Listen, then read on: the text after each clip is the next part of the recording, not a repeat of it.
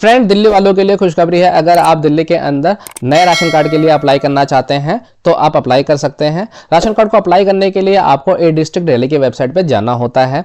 जैसे आप ए डिस्ट्रिक्ट दिल्ली की वेबसाइट पे आ जाते हैं तो इसके बाद यहाँ पे आपको लॉग इन एंड रजिस्टर का ऑप्शन मिल जाता है। अगर आपकी आईडी पहले से क्रिएटेड है तो आप लॉगिन कर सकते हैं, अदरवाइज सबसे पहले आपको रजिस्टर करना होता है। रजिस्टर करने के लिए यहाँ पे आपको रजिस्टर का बटन है। जैसे आप यहाँ पे रजिस्टर बटन पे क्लिक कर देते हैं तो यहाँ पे आपको सेलेक्ट डॉक्यूमेंट टाइप के अंदर सिर्फ आपको आधार कार्ड सेलेक्ट करना है, क्योंकि यहाँ पे ऑप्शन है सिर्फ आधार कार्ड है। वो सेलेक्ट करने के बाद आपको यहाँ पे अपना डॉक्यूमेंट नंबर फिल करेंगे, यानी आधार नंबर फिल करेंगे। फिर कैप्चा फिल करने के बाद फिर कंटिन्यू बटन पे क्लिक करना है।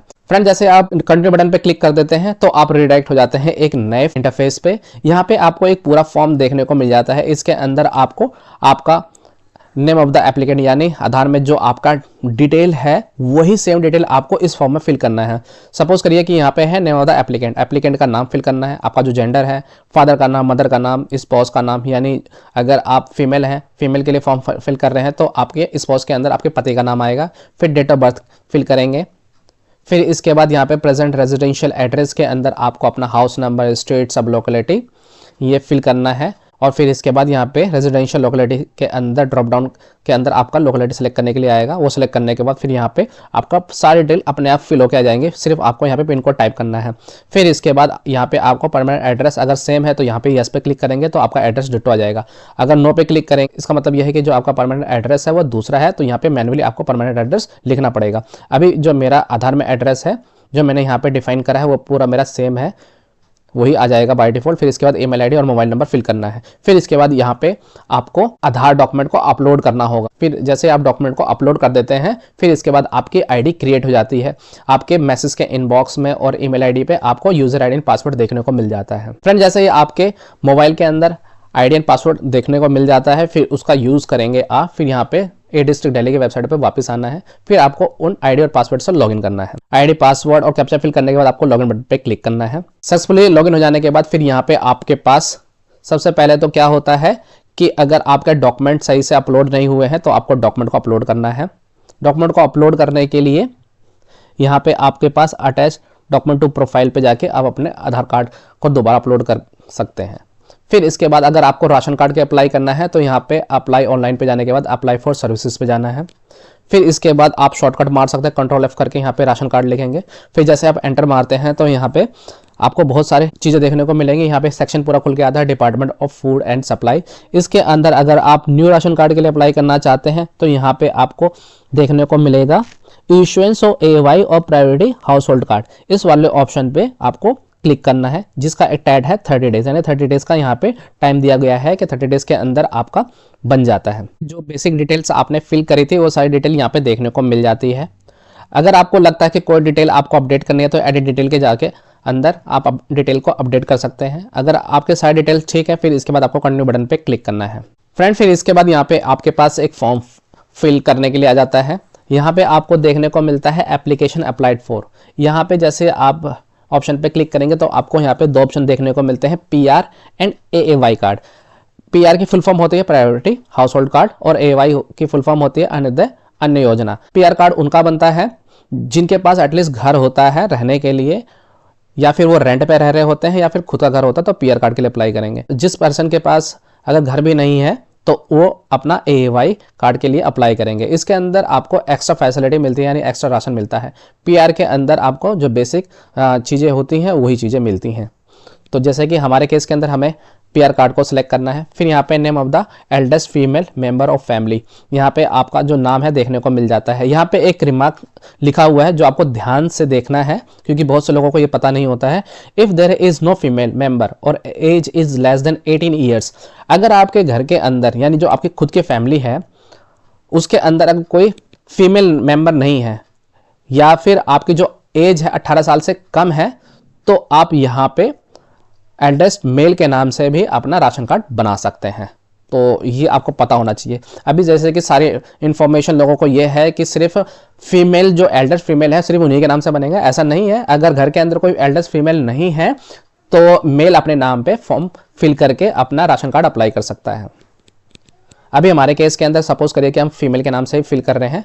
फिर यहाँ पे आपको profession of the house H का फुल फॉर्म होता है हेड ऑफ फैमिली। अगर आप अपना राशन कार्ड किसी फैमिली मेंबर जो हेड ऑफ फैमिली है, फीमेल है, अगर उनके लिए बनवा रहे हैं तो यहाँ पे आपके पास ऑप्शन देखने को मिलेगा बहुत सारे, जिनके भी नाम से आप कर रहे हैं। अगर उनका प्रोफेशन हाउसवाइफ है तो हाउसवाइफ लिख देंगे। इज एल्डेस्ट मेंबर फीमेल, अगर एल्डेस्ट जो मेंबर है वो फीमेल है क्या, क्योंकि हम ये फॉर्म फीमेल के लिए फिल कर रहे हैं तो यस का ऑप्शन पे क्लिक करना पड़ेगा। अगर आप मेल के लिए फिल कर रहे होंगे तो यहाँ पे आप नो पे सेलेक्ट करेंगे। सपोज करो कि मैं पूरा जो फॉर्म है किसी मेल के लिए फिल कर रहा हूँ तो यहाँ पे इज एल्डेस्ट मेंबर फीमेल है तो यहाँ पे हमारा केस हो जाएगा नो के लिए। अभी हम फीमेल के लिए कर रहे हैं तो हमारा यस है, क्योंकि इसने पूछा है क्या ये फॉर्म आप फिल कर रहे हैं एल्डेस्ट फीमेल के लिए, तो यहाँ पे यस करेंगे। मैं भारतीय नागरिक हूँ, यस। फिर यहाँ पे है 6 पॉइंट, मैं और उपरोक्त सदस्य स्थायी रूप से दिल्ली में रहते हैं एवं इनके नाम दिल्ली या अन्य राज्य के उपभोक्ता कार्ड में नहीं है। इसका मतलब यह है कि जो मैं राशन कार्ड अपने लिए खुद के लिए अप्लाई कर रहा हूँ तो जो मेरा नाम है किसी दूसरे राशन कार्ड के अंदर नहीं है या फिर किसी दूसरे राज्य के अंदर नहीं है। सपोज करो कि जैसे कि अगर मैं परमानेंट रेजिडेंट हूँ यूपी का या बिहार का, तो मेरा जो राशन कार्ड है किसी अदर स्टेट के अंदर नहीं है, तभी मैं इसके लिए अप्लाई कर सकता हूँ। इसके लिए आपको यस करना पड़ेगा। फिर 7 नंबर पे है, मैं इस कार्ड का प्रयोग विनिर्दिष्ट खाद्य वस्तुएं प्राप्त करने के अतिरिक्त किसी अन्य उद्देश्य नहीं करूंगी। इसका मतलब यह है कि आप सिर्फ राशन कार्ड को कंज्यूम करेंगे, यानी राशन कार्ड को सिर्फ अपने घर के यूज़ के लिए करेंगे, इसको बेचने के पर्पज से नहीं करेंगे, तो यहाँ पे यस करना है। मैं परिवार के किसी सदस्य के पास 4 पहिया या इससे अधिक का वाहन नहीं है, बिल्कुल हमारे पास नहीं है। अगर आपके पास 4 पहिया का वाहन होगा तो आप राशन कार्ड के लिए एप्लीकेबल नहीं है।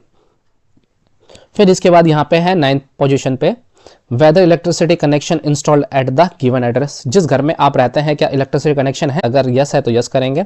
इलेक्ट्रिसिटी प्रोवाइडर, अब यहाँ पे जैसे कि दिल्ली के अंदर BSCS यमुना पावर है, एक BSCS राजधानी पावर है, एक टाटा पावर है, तो जो भी कनेक्शन आपके घर में लगा है तो उसके लिए आपका सिलेक्शन करेंगे। तो हमारे यहाँ पे BRPL पावर कंपनी है, यानी BSCS राजधानी पावर लिमिटेड कंपनी है, उसको हम सिलेक्ट करेंगे। फिर यहाँ पे does your monthly electricity consumption exist 2 kilowatt, क्या आपके घर के अंदर जो कनेक्शन लगा हुआ है इलेक्ट्रिसिटी का 2 किलोवाट से ज्यादा का है, तो हमारे घर के अंदर 2 किलोवाट से ज्यादा का नहीं है तो हम नो कर देंगे। यहाँ पे जो आपका बिजली का बिल है वहां पे एक CA नंबर लिखा होता है, उस CA नंबर को यहाँ पे आपको फिल करना होगा। फिर यहाँ पे है 9th D पे electrical load sanction on above CA number, यहाँ पे कितना लोड है इस CA नंबर पे, अगर 1 किलोवाट है 1 किलोवाट, 2 किलोवाट है 2 किलोवाट लिखेंगे। मेरे यहाँ पे 1 किलोवाट है। वैसे मैं आपको सजेस्ट करूंगा कि आपका जो इलेक्ट्रिकल कनेक्शन का जो लोड है 1 किलोवाट से ऊपर का नहीं होना चाहिए। फिर यहाँ पे 9th E पे है number of family sharing the electricity connection, अगर आप एक फैमिली के लिए अप्लाई कर रहे हैं तो आपको एक फैमिली के लिए लिखना होगा, या वैसे तो सीधा पूछा गया है कि कितने फैमिली मेंबर इस इलेक्ट्रिसिटी कनेक्शन को यूज कर रहे हैं, आपको यहाँ पे वैसे 1 ही लिखना है। फिर 10th पे है whether the house is self occupied और रेंटेड, क्या ये घर है वो खुद का है आपका या फिर रेंटेड है, यानी रेंटेड का मतलब आप किराए पे रह रहे हैं, ऑन का मतलब यहाँ पे खुद का मकान होता है, तो अगर आपका खुद का मकान है तो ऑन पे करेंगे। और 11वें पे है मेरे परिवार कोई भी सदस्य आयकर दाता नहीं है, अगर आप इनकम टैक्स पे कर रहे हैं तो आप डायरेक्टली एलिजिबल नहीं होते, क्योंकि जिसके पास अच्छी इनकम होगी तो उसको राशन कार्ड की क्यों जरूरत पड़ेगी, तो यहाँ पे आपको यस करना पड़ेगा। फिर 12वें नंबर पे है मैं या मेरे परिवार किसी भी सदस्य के नाम किसी भी जमीन या घर MCD के AE की कॉलोनी में नहीं है, इसका मतलब यह है कि आप पॉश कॉलोनी में नहीं रहते हैं। इसका मतलब जैसे कि हमारे पास कुछ होता है, पंजाबी बाग है, वसंत कुंज है, और जो इस तरीके के RK पुरम वाले जो एरिया हैं, पॉश इलाके हैं, अगर वहाँ पे आप रह रहे हैं तो आपका राशन कार्ड नहीं बनेगा, यहाँ पे आपको यस करना पड़ेगा।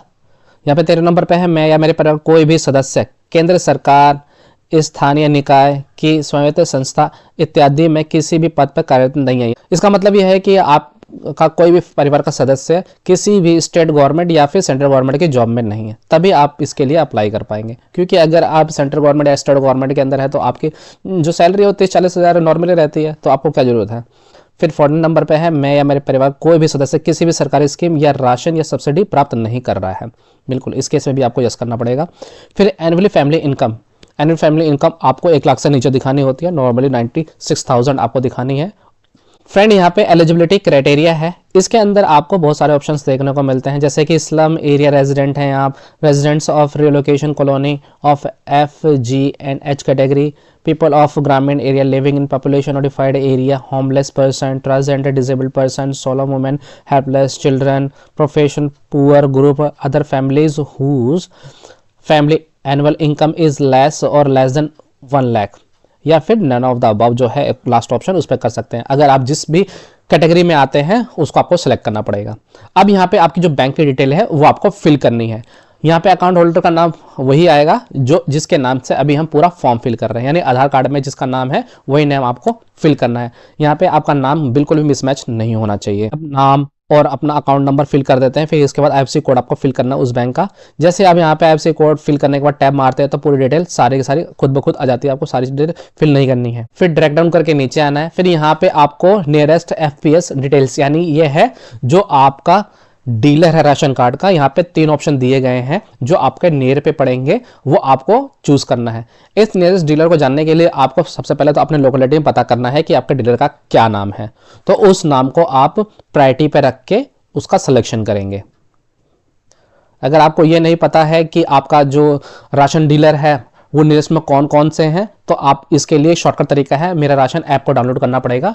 वहां पे नियर बाय राशन डीलर का एक ऑप्शन आता है, वहां से आप देख सकते हैं कि आपके near by ration card dealers कौन कौन से हैं।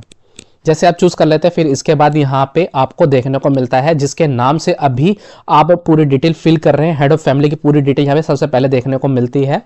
और फिर रिलेशन विथ HOF, यहाँ पे HOF का हेड ऑफ फैमिली कौन है। हेड ऑफ फैमिली तो अभी जैसे जिसके लिए हम राशन कार्ड बनवा रहे हैं वो खुद ही है, तो यहाँ पे हमको सबसे पहला ऑप्शन है उसको सेल्फ पे क्लिक करना पड़ेगा, और बाकी डिटेल तो आपके ऑटो आ जाती है यहाँ पे। फिर वेदर एप्लीकेंट डिसेबल्ड, जिसकी डिटेल अभी ऊपर है क्या वो डिसेबल्ड है, अगर यस है यस, नहीं तो नो पे क्लिक करेंगे। सेलेक्ट कैटेगरी, अगर आपके पास general OBC SC ST category का कोई सर्टिफिकेट है तो आपको ये टिक करना पड़ेगा। अगर आपको अपने फैमिली मेंबर को ऐड करना है तो आपको एड्रो करके डिटेल्स को फिल करना पड़ेगा। अभी जैसे कि यहाँ पे एंटर डिजिट के अंदर आपको आधार नंबर फिल करना है अपने परिवार के सदस्य का। सपोज करिए कि फीमेल के नाम से भरा जा रहा है, अगर फीमेल के नाम से भरा जा रहा है तो ओबियसली उनके हस्बैंड भी होंगे, फिर उनके कुछ और बच्चे भी होंगे, तो उन सबको आप यहाँ पे ऐड कर सकते हैं एड्रो करके।